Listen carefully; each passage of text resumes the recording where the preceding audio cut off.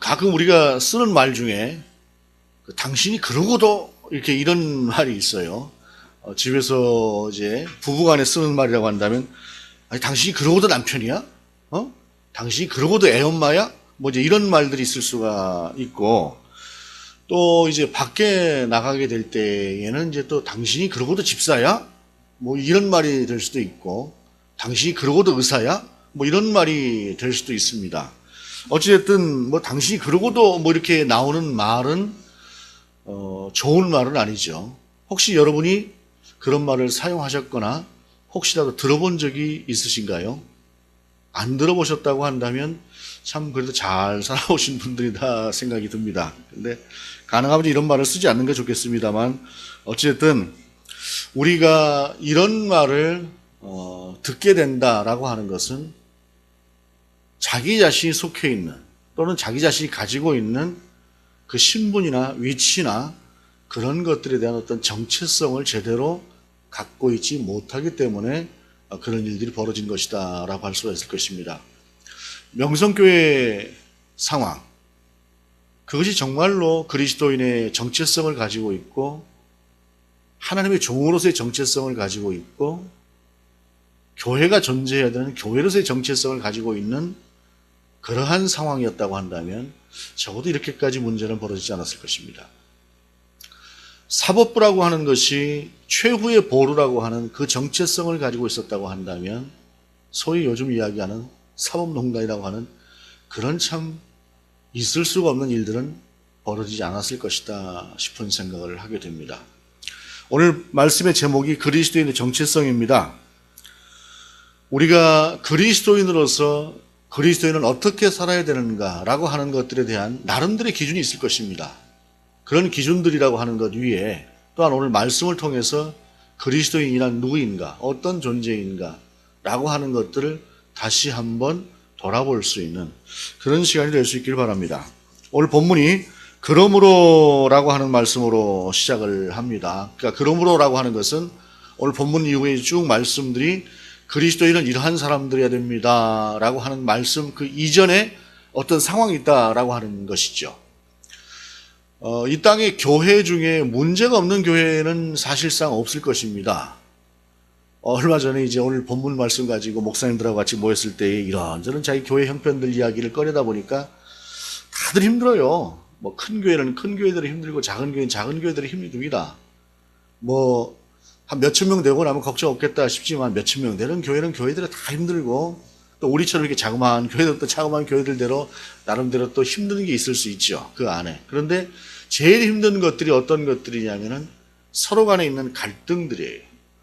다행스럽게 우리는 그런 갈등들은 없는 것 같아서 참 감사하다라고 하는 생각이 듭니다. 골로새 교회가 가지고 있는 그 갈등들이라고 하는 게 있었어요.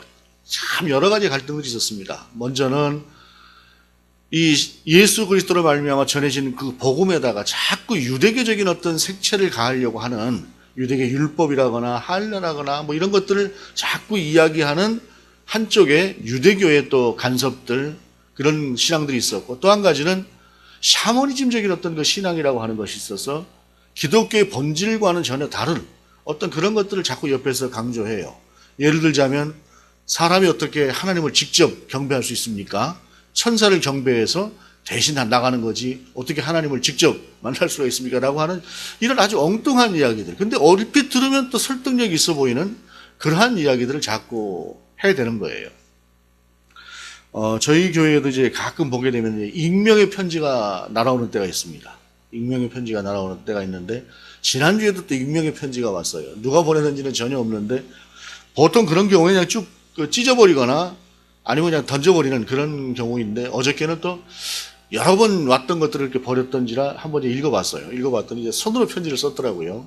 손으로 편지를 썼는데 소위 그 신천지에서 보낸 편지예요. 그래서 목사님 같은 분들이 신천지에 와서 교육을 받고 해서 이 썩어 빠진 교회들을 구해달라고 하는 그런 그 편지를 썼어요. 참 무례하기도 하고 사람들이 참 성경에 대해서 신앙에 대해서 좀 알고 있으면 이런 생각들을 할 수가 있을까라고 하는 그러한 생각도 들기도 하고 했는데 어찌됐든 안다라고 하는 것 그것을 제대로 안다라고 하는 것이 대단히 중요한 문제일 뿐만 아니라 그것을 또 우리 삶으로 살아내는 것, 이것은 대단히 중요한 일이다라고 하지 않을 수가 없어요.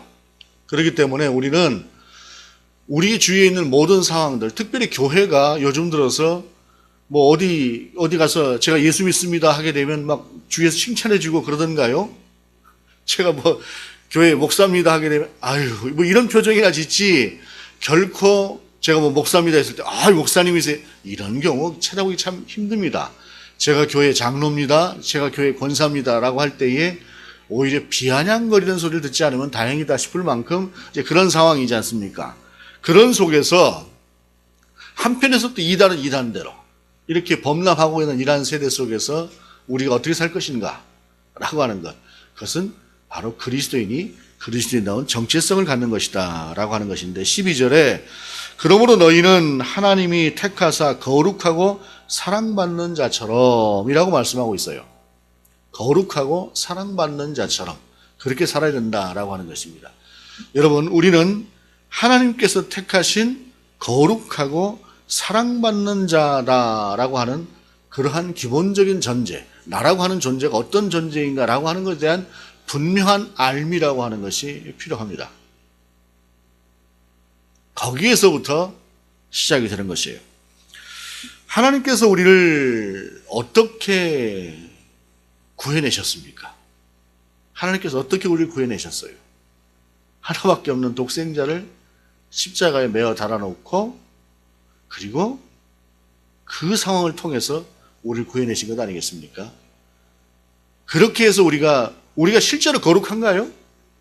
실제로 우리가 거룩한 사람들이에요? 근데 거룩하다고 인정해 주셨잖아요. 우리가 또 사랑받을 만 합니까?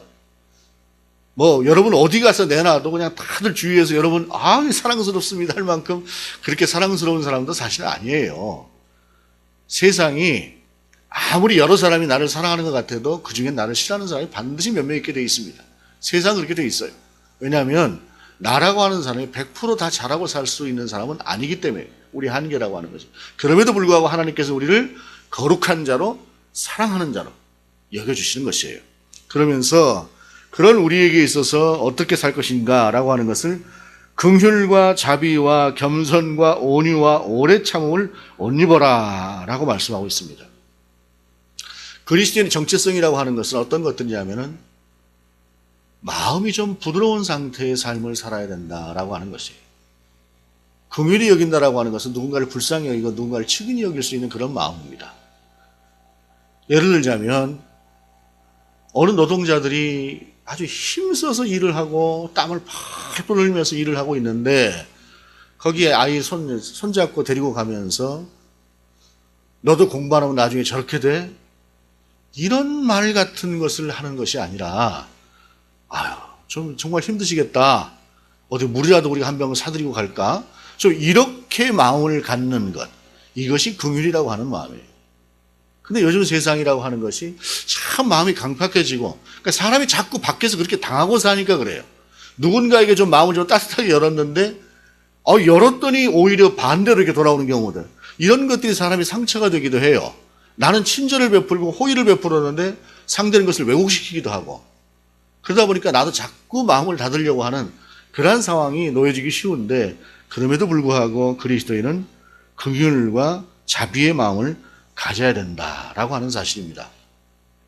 여러분, 우리가 잘 알고 있는 이야기 있죠. 부자와 나사로의 이야기. 부자와 나사로의 이야기에서 보게 되면 부자가 음부에 떨어진 이유라고 하는 것이 무엇 때문이에요? 아마 나사로를 보고 불쌍히 여기는 마음이 있었을 수도 있어요.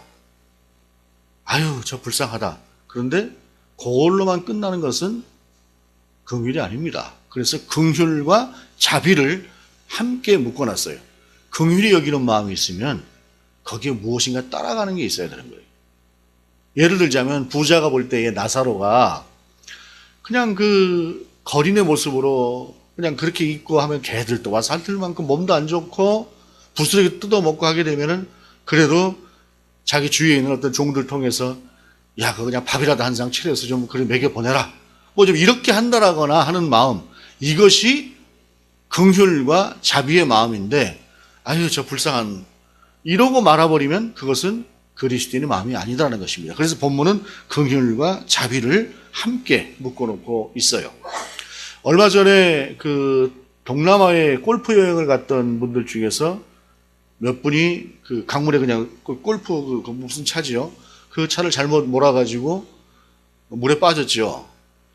초기에 거기에 대해서 댓글 단 것들을 보니까 잔인하기 참 이를 데 없는 그런 댓글들이 달려 있었어요. 근데 다행스러운 것은 그런 댓글들이 싹 지금 물러가고 대부분의 좀 사람들이 그런 것들을 나무라면서 안타까운 마음을 표시하더라고요. 이게 정상이죠. 이게 정상인데 남은 그 끔찍한 일을 당했는데 골프 치러 갔다가 잘했다 뭐 이런 식으로 비아냥거리고 하는 이러한 것은 특별히 그리스도인들 가운데는 있을 수가 없는 문제다라고 하는 사실입니다. 설사 상대가 잘못 좀 했다고 할지라도 그들의 어떤 그 안타까운 상황, 그런 상황들을 보면은 적어도 안타까운 마음을 갖는 것이 먼저다라고 하는 사실입니다. 그러면서 본문은 겸손과 온유와 오래 참음으로 옷 입으라라고 이야기하고 있는데요. 여러분, 겸손하고 온유하고 오래 참는다라고 하는 것이 어디서부터 쉬울까요? 어디서부터 이것이 이제 시작이 될 수 있을까요? 이거는 나라고 하는 사람이 어떤 존재인가라고 하는 그 정체성이라고 하는 것이 분명해지고 그 다음에 그 정체성이라고 하는 걸 통해서 자존감이 채워지고 나면 그 다음은 사람은 저절로 좀 온유해집니다. 근데 그렇지가 않게 되면 노상 싸우려고 하고 노상 이기려고 하고 이기지 않으면 안 되는 것처럼 조급해하고 그래요. 제가 좀 그런 게 아니고 좀 굉장히 많은 사람입니다. 그런데 그래도 하나님께서 은혜를 베푸셔서 요즘은 좀 많이 좀 과거에 비하면 좀 온유해지기도 하고 했는데 어찌됐든 우리가 내가 그리스도인이라고 하는 정체성, 하나님이 나를 어떻게 보고 계시는가라고 하는 것에 대해서는 그것들을 통해서 나라고 하는 존재가 얼마나 하나님 앞에서 그래도 귀한 존재인가 라고 하는 것들, 그리고 나뿐이 아니라 이 세상에 존재하는 모든 사람들이 다 그러하다 라고 하는 것을 알게 되었을 때에 자기 자신만이 아닌 더불어 함께 가고 상대를 귀하게 여기고 그러면서 자연스럽게 조금은 좀 겸손해지고 조금은 좀 온유해지고 이런 마음을 가지고 또 조금은 좀 오래 참을 수가 있는 그러한 마음으로 갈 수가 있는 것이다 라고 하는 것입니다. 마틴 루터라고 하는 사람이 이런 말을 했어요. 종교개혁을 일으켰던 그가, 사단은 그가 시험하는 사람을 폭력으로 정복할 수는 없으므로 같은 시험을 오랫동안 계속함으로 그 목적을 성취하려 한다. 그 이유는 인간은 즐길 것 같아서 계속되는 시험에는 넘어가게 되는 것을 사탄이 알고 있기 때문이다. 사탄은 이 방법으로 많은 사람들을 넘어뜨렸다. 오래 참는다라고 하는 것은 바로 이런 것이다라고 하는 사실입니다.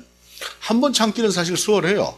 근데 이게 몇 번 반복되면 이게 아닌데 싶게 되면 이제 사람이 그 옛성격이라고 하는 것이 나올 수가 있다라고 하는 것입니다.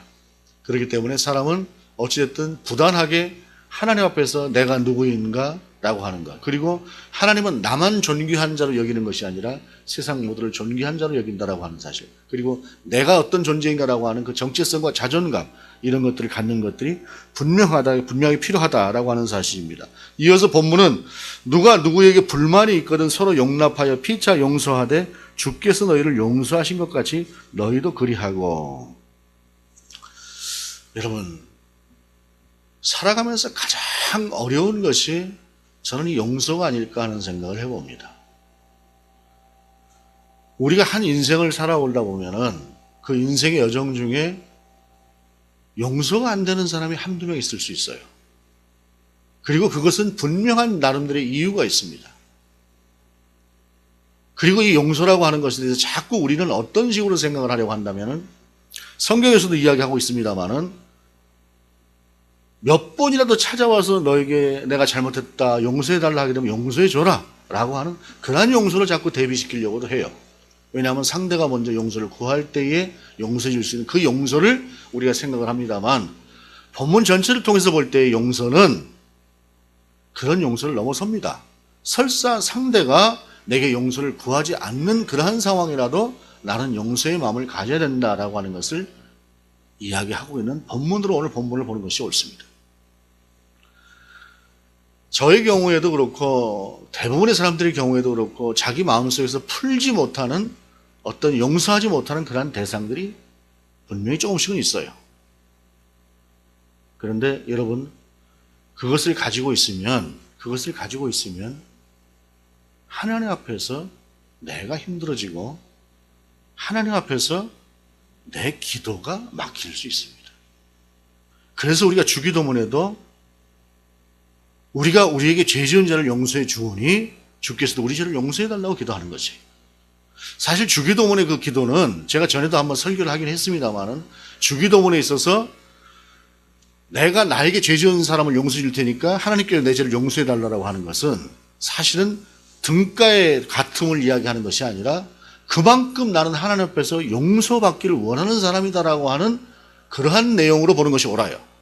그러나 어찌되었든 간에 용서라고 하는 것은 우리가 그리스도인에게 있어서 가장 절대적으로 필요한 것들이다라는 사실입니다. 제가 지금까지 만나본 어떤 모임 중에서 용서라고 하는 모임을 이 주제를 가지고 이야기를 했을 때에 자기 속에서 용서하지 못하고 있는 사람을 안 갖고 있는 사람을 거의 본 적이 없어요. 누가 됐든 목사도 장로도 권사도 집사도 다 똑같이 그 속에서 저도 예외가 아니에요. 저도 예외가 아닌 결코 용납이 안 된다 라고 하는 사람이 있어요. 그런데 오늘 본문은 주님께서 용서하신 것처럼 용서하라고 말씀하고 계세요. 내가 하나님 앞에서 사실 용서받을 자격이 있어 용서받은 것이 아니지 않습니까? 그리고 그 용서라고 하는 것은 쉽게 되는 것은 아니에요, 사실은. 왜냐하면 쉽게 용서가 되는 것은 그만큼 내가 그 사람을 용서할 만한 어떤 근거를 많이 갖고 있지 못할 때 그래요. 정말로 내 속에서 용서가 안 되는 부분은 쌓여서 이것이 도저히 해결이 안 되는 어떠한 상태로 내게 딱지가 져버린 그런 상태를 이야기하는 것인데 거기에 대한 용서도 우리는 하나님 앞에서 시도해야 돼요. 그런데 그 용서가 사실은 나는 결단만 할 뿐이지 풀어주시는 것은 결국엔 성령이에요. 성령이 풀어주시는 건데 그럼에도 불구하고 우리는 제가 용서하겠습니다라고 하는 그 결단을 가져야 된다는 것이에요. 이것이 그리스도인의 정체성을 위해서 반드시 필요한 것이다라고 하는 사실입니다. 그런데 여러분, 이 용서라고 하는 것이 사적인 영역에서의 이야기를 하는 것이지 공적인 영역에서의 용서를 이야기하는 것은 아니에요. 예를 들어서 일본이 우리 가운데 행했던 그 모든 그 죄악들을 가지고 그 문제를 해결하지 않고 10억 원인가 뭔가 얼마인가 이렇게 내놓고 해결하려고 넘어가는 것은 그것은 악한 겁니다. 지속적으로. 그건 용서할 수 있는 문제가 아니에요. 그건 계속해서 정리를 해야 되는 문제지. 그러나 개인과 개인, 공동체, 특별히 성도와 성도의 어떤 그런 관계라거나 하는 것들에 대해서는 이런 용납함들이 필요하다고 하는 것입니다. 작은 용납이 필요하고 큰 용서가 필요해요. 힘들어도 해내야 되는 것이 바로 그것이다라고 하는 것입니다. 그러면서 본문은 이 모든 것 위에 사랑을 더하라. 이는 온전하게 매는 띠니라. 용서가 없이 사랑으로 나갈 수는 없죠. 용서가 없이. 그리고 또 한 가지 우리가 기억해야 될 것은 이 사랑이라고 하는 것은 사랑한다면 반드시 용서하게 돼 있어요. 또한 우리가 가족이라고 하는 그 공동체라고 하는 것이 얼마나 왜 귀하냐.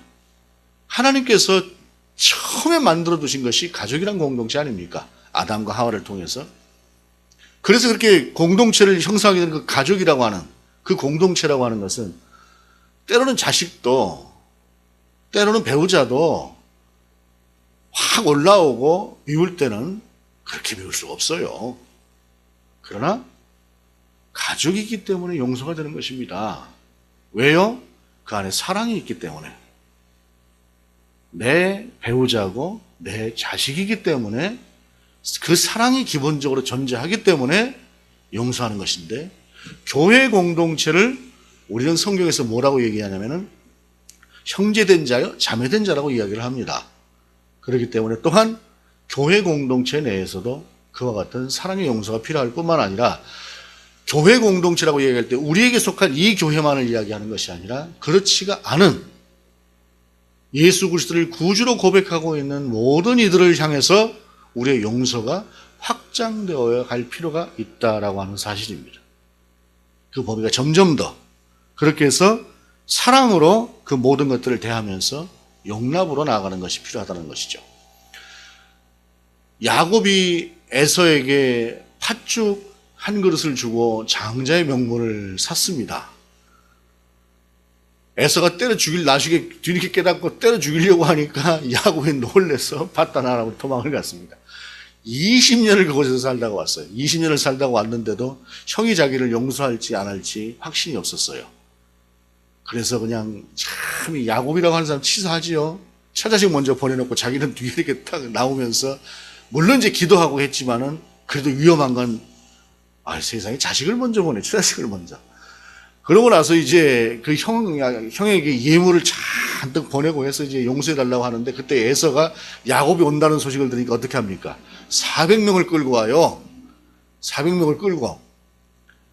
아마 그 에서의 성정상 제가 좀 에서하고 약간 비슷한 성정이 있어서 그런지 몰라도 에서의 그때 마음이 이해가 가요. 내 이놈을 내쫓으면서 400명을 끌고 오는 거예요. 400명을 끌고 와서 이제 야곱을 박살을 내려고 그렇게 오는데 야곱이 최선을 다해서 그 형에게 용서를 구하는 마음을 하다 보니까 에서가 그냥 싹 마음이 풀려서 우린 혈육이다 라고 하면서 이게 해결이 되지 않습니까? 형제이기 때문에 되는 거예요. 형제이기 때문에. 20년 동안 미워하고 보면은 내가 죽일 것이다 했지만 그러나 형제이기 때문에 되는 것이다 라고 하는 사실입니다. 형제의 사랑으로 우리가 적어도 그리스도인은 그렇게 사랑하는 것이다 라고 하는 사실입니다. 그러면서 본문은 15절에 그리스도의 평강이 너희 마음을 주장하게 하라. 너희는 평강을 위하여 한 몸으로 부르심을 받았나니 너희는 또한 감사하는 자가 되라 라고 말씀하고 있습니다. 용서하고 사랑하면 당연히 평화가 옵니다. 용서하고 사랑하면. 그런데 용서하지 못하면 사랑해서 자꾸 걸리고 주기도문 드리다가 자꾸 걸려요. 자꾸 걸리게 돼 있습니다. 자꾸 걸리게. 그러면서 그 걸림 속에서 내가 온전한 평화를 누리지 못하죠. 그런데 하나님은 우리에게 평화라고 하는 것을 대단히 중요하게 여기시면서 평강의 상황을 우리 가운데 유지하라. 그리고 그것을 위해서 너희가 부르심을 받았다라고 우리 가운데 전하고 있습니다. 이 평강이라고 하는 것은 또한 깊은 믿음에서 오는 거예요. 사실은 하나님 앞에서 우리가 누군가를 용서한다면 그것은 하나님 때문이지 내 마음이 뭐가 만족이 돼서 용서되는 건 아니잖아요. 물론 상대가 쫓아와서 내가 당신에게 정말로 잘못했습니다 라고 하면서 무엇인가 그냥 진짜 야곱이 에서를 대하는 것처럼 그렇게 극진하게 대하고 용서를 구한다면 그거는 다른 문제겠지만 그렇지가 않음에도 불구하고 내가 누군가를 용서한다고 한다면 그것은 예수님 때문이죠. 우리가 과거에 많이 불렀던 찬양이 있습니다. 예수님 때문에 형제를 사랑합니다. 예수님 때문에 자매를 사랑합니다. 예수님 때문에 형제를 사랑합니다. 예수님 때문에 자매를 사랑합니다. 그리고 예수 위에 살고 예수 위에 죽고 이렇게 그런 찬양도 있지 않습니까? 예수님 때문에 하는 거예요. 예수님이 명령하시니까 하는 것입니다. 중요한 것은 하나님께서 하라고 하시기 때문에 나를 순종의 도구로 드리는 것. 이것이 그리스도인의 진정한 정체성이에요. 내가 하고 싶은 것을 하고 내가 하기 싫은 것을 안 하는 그러한 것이 아니라 하나님께서 나를 피로 값주고 사신 바된 예수 그리스도의 피로 값주고 사신 바된 존재이기 때문에 그 앞에서 나는 어떻게 살아야 되는가. 비록 내가 하기 싫은 것이라고 할지라도 하나님이 원하시면 하는 것. 이것이 바로 그리스도인이 갖는 온전한 정체성이다라고 하는 것입니다. 그러면서 본문은 이렇게 말씀하십니다. 그리스도의 말씀이 너희 속에 풍성히 거하여 모든 지혜로 피차 가르치며 권면하고 시와 찬송과 신령한 노래를 부르며 감사하는 마음으로 하나님을 찬양하고 또 무엇을 하든지 말에나 일에나 다 주 예수의 이름으로 하고 그를 힘입어 하나님 아버지께 감사하라. 일방적으로만 가르치는 건 없어요. 일방적으로만 가르치는 것은 피차에 가르치는 것이 피차에. 성도는 그래서 피차의 가르침을 받는 존재인 것이에요. 얼마 전에 이런 이제 가르침의 문제를 가지고 이제 서로 이제 이야기를 하다가 조금 좀 이제 의견이 달랐던 적이 있었는데 그것은 뭐냐면 저희가 이제 목사님들이 모여가지고 설교 연구를 하는데 발제를 계속 이제 하시는 목사님이 아주 굉장히 젊은 분이에요. 젊은 분인데 그분이 서로 이제 발제를 하다 보니까 그분이 발제를 할 때가 제일 좋아요. 그래서 목사님이 계속 앞으로 발제를 하시오. 그랬더니 또 그분도 그걸 좋아서 계속해서 발제를 했어요. 그런데 이제 이것이 또 이 설교 연구 모임에 나오지 않고 밖에서 바라보시는 분들 입장에서는 좀 불편하셨던가 봐요. 그 젊은 사람이 자꾸 그 어른들을 가르치죠. 가르치고 거기서 또 나이 먹은 목사님들이 그 젊은 사람한테 뭘 배워? 이렇게 이제 누가 얘기를 하시더라고요. 제가 이제 그 얘기를 듣고 나서 그랬습니다. 목사님, 목사가 모르면 전도사한테도 배우는 거지. 그게 뭐 부끄러운 겁니까? 그냥 서로 나누는 거지. 그랬더니 이제 그분은 그러는 게 아니고 질서가 어떻고 그렇게. 어떻게 보게 되면 그 말씀도 맞는 것 같긴 합니다만, 예를 들어서 가르치는 자가 자기가 내가 선생이니까 당신들은 제자요, 이렇게 가르치는 상황이라 한다면 그거는 좀 틀릴 것 같습니다. 그러나 서로가 모르는 부분은 모른다고 내어놓고, 내가 조금 더 알고 있는 부분은 조금 더 안다고 서로 내어놓고, 그렇게 해서 서로가 서로를 채워가는 것, 이것이 그리스도인이거든요. 성도도 마찬가지입니다. 물론 그렇다고 여러분이 이 자리에 올라와서 설교를 할 수 있는 건 아니지만, 그러나 서로가 내가 조금 더 아는 것은 아는 대로 나누고, 조금 더 모르는 것은 모르는 대로 나누는 것이, 이것은 피차 가르친다라고 하는 그 가르침에만 속하는 것이 아니라 내가 가진 것에 대해서도 마찬가지예요. 초대교회의 상황이 유무상통이라고 하지 않았습니까? 유무상통이라고 하는 것은 더 가진 사람이나 덜 가진 사람이나 똑같이 내놓고 똑같이 나눠 쓰자고 했던 것이 유무상통이었어요. 하나님께서 원하시는 세상은 바로 그것입니다. 그렇기 때문에 조금 내가 도움을 받는다고 해서 그것을 부끄러워할 필요도 없고, 내가 누군가에게 좀 도움을 줬다고 해서 그걸 갖고 너무 으쓱할 필요도 없어요.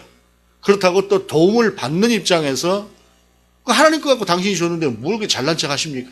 너무 이러도 안 되는 거죠. 감사는 감사대로 분명히 표현하는 것이지만, 그러나 우리의 상황이라고 하는 것이 그래야 된다라고 하는 것입니다. 그러면서 피자 가르치며 권면하고, 가르치는 것뿐이 아니라 필요하다고 한다면 내가 아는 것을 상대에게 정중하게 알려주면서 이런 것들이 옳습니다라고 하는 것들을 서로가 권면하는 것이죠. 시와 찬송과 신령한 노래를 부르며 감사하는 마음으로 하나님을 찬양하는 것, 이것은 바로 무엇이냐? 앞에서 시작했던 긍휼과 자비로부터 시작해서 용서로 시작을 해서 사랑으로 시작을 해서 평강이 이루어지는 그런 상태는 교회 안에서 일어나는 모든 것들이 다 그렇게 온전히 이루어지는 것이다 라고 하는 사실입니다. 그러므로 그 시작이라고 하는 것은 나는 예수 그리스도가 피로 값주고 사신받은 그리스도인이다 라고 하는 사실, 그 사실을 먼저 자각하는 것입니다. 그래서 나는 내가 살고 싶은 대로 사는 것이 아니라 그리스도의 정체성을 가지고 살아가야 될 사람이다 라고 하는 것을 먼저 생각하는 것입니다. 이것이 성경에서 이야기하는 순종입니다. 그 순종으로 나아갈 때에 우리가 하나씩 때로는 용서하지 못할 것을 용서하기도 하고, 미워하는 마음을 좀 내려놓고 사랑으로 좀 채워가기도 하고 할 때에 하나님 우리 가운데 주시는 것은 평화라고 하는 사실입니다. 그리고 그때에 평화로다 하늘 위에서 내려오네 라고 하는 그 하나님의 진정한 평화를 우리가 누릴 수가 있는 것이에요. 특별히 한 해를 보내면서 우리 속에서 용납하지 못하고 용서하지 못했던 것들이 있다고 한다면 그것을 탁 치고 내려갈 수 있는 우리가 되었으면 좋겠습니다. 저도 감사했던 것이 제 안에서 용서하지 못하고 있었던 그런 사람이 없지 않았습니다. 그래서 오늘 이 말씀을 준비하면서 하나님, 정식으로 제가 그 사람을 용서합니다 하고 하나님 앞에 고백을 했습니다. 참 감사한 것이 그냥 잊고 살려고 하고 그냥 안 보고 사니까 됐고 이렇게 생각했던 부분들을 정리하고 나니까 참 마음이 편안해지더라고요. 내가 그래도 하나님께서 말씀하시니 한 가지는 순종을 해드렸네 라고 하는 생각이 들어서 쉽지 않은 순종이었지만, 여러분 우리 안에서 그런 순종의 모습, 그렇게 하나님 앞에서 하나님이 원하시는 뜻대로 나아가는 그러한 모습으로 피차간에 그렇게 살아갈 수 있고, 또 무엇을 하든지 주 예수 그리스도의 이름으로 그렇게 행할 수 있는 저와 여러분이 될 수 있기를 원합니다. 기도하시겠습니다. 하나님, 우리가 그리스도인의 정체성을 가지고 살아갈 수 있는 우리가 될 수 있도록 인도하여 주옵소서.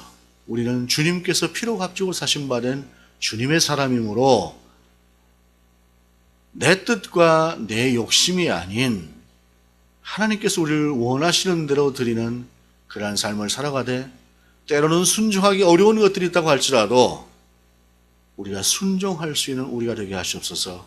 우리가 순종해야 될 사람들임을 알게 하시고 잊지 않게 하시옵소서. 주 예수 그리스도 이름으로 기도드립니다. 아멘.